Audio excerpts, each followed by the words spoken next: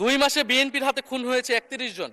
শাহবাগ থানার সামনে ঢাকা বিশ্ববিদ্যালয়ের সাংবাদিক সমিতির কয়েকজন সদস্যকে বেধড়ক মারধর করেছে ছাত্রদলের নেতাকর্মীরা, এবং এটার এখনো কোনো মামলা নেয়নি। মাননীয় স্বরাষ্ট্রমন্ত্রী যদি জানান এই মামলাটা কেন নেওয়া হচ্ছে না। থানার ভিতর প্রবেশ করে ওসির রুমে ডাকসুর 2 জন নির্বাচিত প্রতিনিধিদের উপর হামলা করা হয়েছে।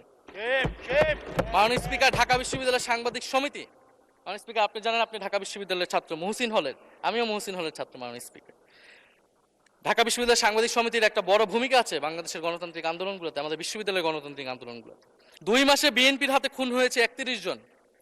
ধর্ষণের ঘটনা ঘটেছে 14টি, বিএনপির চাঁদাবাজির খবর এসেছে 83টি, হামলার ঘটনা এসেছে 154টি। এর একটিতেও সরকার কার্যকর কোনো ব্যবস্থা গ্রহণ করেনি। ভারত বাংলাদেশকে